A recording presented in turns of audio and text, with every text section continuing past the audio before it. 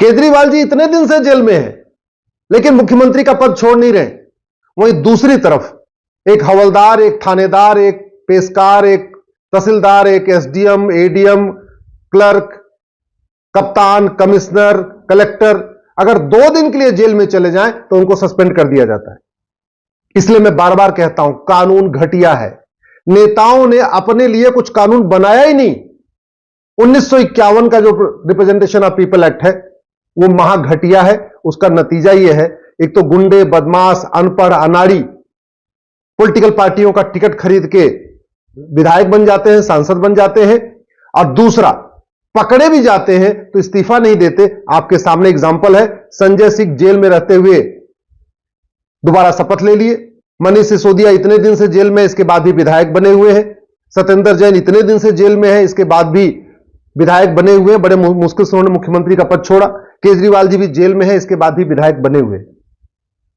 दूसरी घटना, केजरीवाल जी जेल में है, उनके पास न कागज है न कलम है, लेकिन बाकायदा उनका रिटन ऑर्डर बाहर आ रहा है।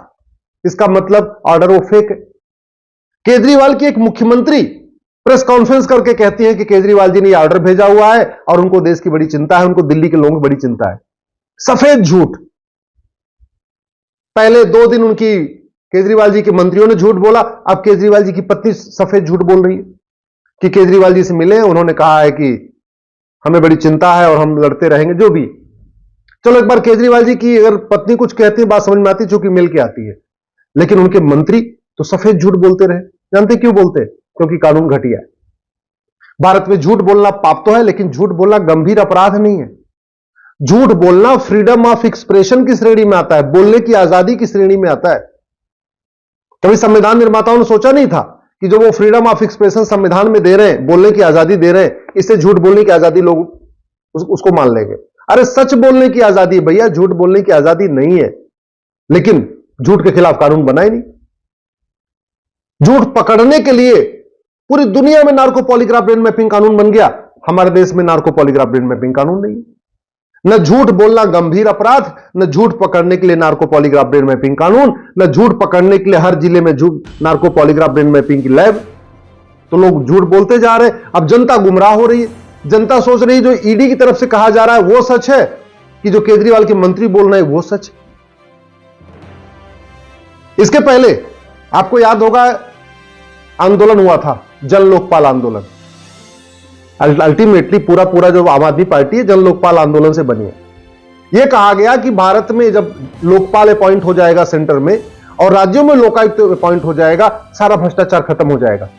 ये मेरे आपके सामने देखिए कानून है, लोकपाल है, लोकायुक्त एक्ट है। कानून भी बन गया, लोकपाल भी अपॉइंट हो गया, लोकायुक्ता भी अपॉइंट हो गया। आप बताइए, आपके तहसील का, आपके जिले का भ्रष्टाचार रत्ती भर कम हुआ क्या? आपके राज्य में भी लोकायुक्त है, केंद्र में भी लोकपाल है, लेकिन रत्ती भर भ्रष्टाचार कम हुआ क्या? नहीं, क्योंकि हमने पुलिस रिफॉर्म किया नहीं, हमने जुडिशियल रिफॉर्म किया नहीं, हमने एडमिनिस्ट्रेटिव रिफॉर्म किया नहीं, हमने सिटीजन चार्टर लागू किया नहीं, झूठ को गंभीर अपराध घोषित किया नहीं, narco polygraph brain mapping lab बनाए, कानून बनाए नहीं। लोकपाल भी बन गया, लोकायुक्त भी बन गया।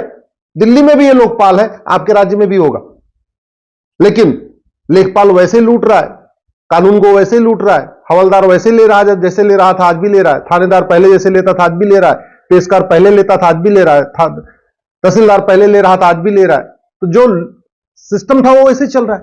खनन माफिया आज भी वैसे ही काम कर रहे हैं, बालू माफिया आज भी वैसे ही काम कर रहे हैं, सड़क माफिया आज भी वैसे ही काम कर रहे हैं, टेंडर माफिया आज भी वैसे ही काम कर रहे हैं, रेल माफिया आज भी वैसे ही काम कर रहे हैं। मैं कहता हूं ना, डॉक्टर बदलने से बीमारी ठीक नहीं होगी। कानून बन गया, एक लोकपाल आ गया, लोकायुक्त भी आ गया, तो 2 नए और डॉक्टर बन गए, लेकिन दवाई तो घटिया पहले वाली रही। अल्टीमेटली हमने भ्रष्टाचारियों की 100% प्रॉपर्टी जब्त करने, नागरिकता खत्म करने, उनको आजीवन कारावास, फांसी का कानून तो बनाया नहीं। हमने फटाफट झूठ पकड़ने के लिए नार्को पॉलीग्राफ ब्रेन मैपिंग बनाया नहीं।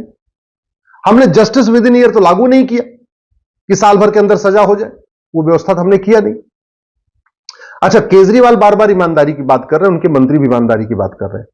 आज दिल पे हाथ रख के बताइए, 3 बार मुख्यमंत्री हो चुके हैं, आज तक दिल्ली की विधानसभा में घूसखोरी, कमीशनखोरी, दलाली खत्म करने पे कभी चर्चा हुई क्या? आज तक दिल्ली की विधानसभा में मिलावटखोरी, मुनाफाखोरी खत्म करने पे कभी चर्चा हुई क्या? कालाबाजारी खत्म करने पे कभी चर्चा हुई क्या? जमाखोरी रोकने पे कभी चर्चा हुई क्या दिल्ली की विधानसभा में?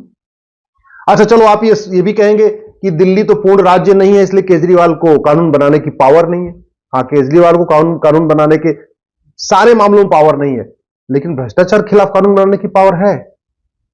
और केजरीवाल ने 3 बार अब तक मुख्यमंत्री रहते हुए कम से कम 25 बार विधानसभा का विशेष सत्र बुलाया, कि कभी किसान आंदोलन को समर्थन देने के लिए विधानसभा का सत्र बुलाया, कभी कुछ करने के लिए, कभी निंदा करने के लिए, कभी किसी को उटपटांग बोलने के लिए, खूब विधानसभा का सत्र बुलाया।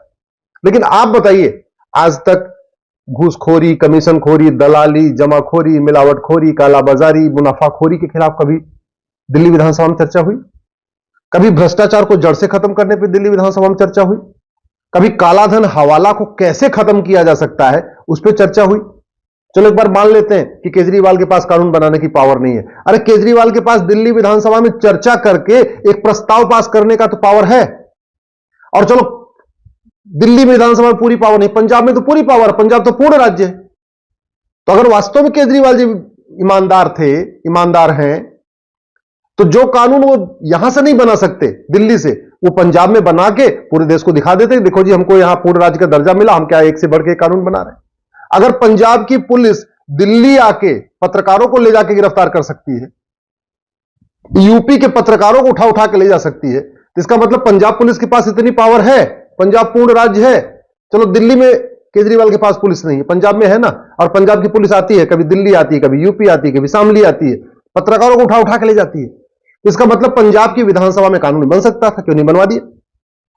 कभी दिल्ली विधानसभा या पंजाब विधानसभा में माओवाद कैसे खत्म हो, नक्सलवाद कैसे खत्म हो, अलगाववाद कैसे खत्म हो, कट्टरवाद कैसे खत्म हो, इस पर चर्चा हुई क्या? कभी दिल्ली विधानसभा और पंजाब विधानसभा में खालिस्तान कैसे खत्म हो, खालिस्तानियों को कैसे खत्म किया जाए, इस पर चर्चा हुई क्या? कभी दिल्ली विधानसभा और पंजाब विधानसभा में जो विदेशी चंदा आ रहा है, विदेशी चंदे से पूरा धर्मांतरण का धंधा चल रहा है, कभी इस पर चर्चा हुई क्या? दिल्ली और पंजाब जबरदस्त धर्मांतरण हो रहा है। पंजाब में तो आपको खूब वीडियो रोज मिलते रहते हैं, किस तरीके से वहां क्रिश्चियन मिशनरीज धर्मांतरण कर रही है।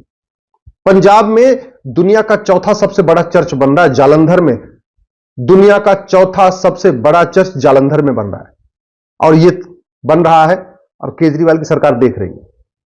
काला जादू दिखा के, अंधविश्वास फैला के, कैंसर का इलाज करने के नाम पे ये निकाम करके, चंगाई सभा करके रोज पंजाब में धर्मांतरण हो रहा है। सारे वहां दलितों को कन्वर्ट किया जा रहा है। आइए, बाबा साहब के अंबेडकर की फोटो बना के अपने पीछे लगा के और बैठे हुए हैं, कुछ नहीं कर रहे। बाबा साहब अंबेडकर और सरदार और भगत सिंह जी की दो फोटो लगा लेते हैं और उसके आके सामने बोलते हैं, लेकिन कभी उन्होंने अलगाववादियों के खिलाफ तो बोला नहीं, आतंकवादियों के खिलाफ तो बोला नहीं, जिहादियों के खिलाफ तो बोला नहीं, मजहबी उन्मादियों के खिलाफ तो बोला नहीं, पत्थरबाजों के खिलाफ तो बोला नहीं, कभी उन्होंने धर्मांतरण के खिलाफ तो बोला नहीं। दिल्ली में घुसपैठिए भर चुके हैं और पंजाब में पूरे बांग्लादेशी घुसपैठिए भर चुके हैं। पंजाब का ऐसा कोई जिला नहीं है जहां रोहिंग्या और बांग्लादेशी फैल नहीं गए। लेकिन न केजरीवाल की न दिल्ली की सरकार घुसपैठियों के खिलाफ बोलती है, न जो वहां पे भगवंत मान कभी कुछ बोलते, और फिर कहते मैं ईमानदार हूं। केवल भाषणबाजी से ईमानदार, बतौलेबाजी से ईमानदार। आज कुछ भी करके दिखाया हो तो आप बताइए, ईमानदारी से आप सोचना कि केजरीवाल ने, जिनके पास 2-2 राज्य सरकार है, आज तक उन्होंने कभी चर्चा किया हो, कभी विधानसभा से प्रस्ताव पास किया हो, कभी विधानसभा से कोई भ्रष्टाचार के खिलाफ, कालाधन के खिलाफ, अलगाववाद के खिलाफ, आतंकवाद के खिलाफ, जिहाद के खिलाफ, मजहबी उन्माद के खिलाफ, पत्थरबाजी के खिलाफ, घुसपैठ के खिलाफ, घूसखोरी के खिलाफ, जमाखोरी के खिलाफ, मिलावटखोरी के खिलाफ, कालाबाजारी के खिलाफ, नशा तस्करी के खिलाफ, पूरा पंजाब में ड्रग स्मगलिंग फैली हुई है। कभी पंजाब की विधानसभा में जब से केजरीवाल की सरकार आई है, नशा तस्करी पर चर्चा हुई क्या? नहीं हुई। तो कुल मिला के बस बतौलेबाजी चल रही है। इसलिए मैं कहता हूं, पाखंडियों को पहचानिए और पाखंडियों को एक्सपोज करिए। एक्सपोज करने का एक ही तरीका है, 5-5 हजार फेसबुक फ्रेंड बनाइए और कड़वा सच लिखना शुरू करिए। झूठे मीठ के कारण भारत बर्बादी की तरफ बढ़ रहा है। घुसपैठ के कारण, धर्मांतरण के कारण, भ्रष्टाचार के कारण, जनसंख्या विस्फोट के कारण भारत बर्बादी की तरफ बढ़ रहा है। और ये जो आज के नेता है ना, ये 25 साल के बाद आपके बच्चों को बचाने नहीं आएंगे, लेकिन आज का अच्छा कानून 25 साल के बाद आपके बच्चों को बचाएगा। इसलिए कह रहा हूं, फेसबुक पे 5-4 फ्रेंड बनाइए और कड़वा सच लिखना शुरू। देश दुनिया की खबरों के लिए बने रहे हमारे साथ, देखते रहिए न्यायिक नायक न्यूज। अगर आपको वीडियो पसंद आया तो वीडियो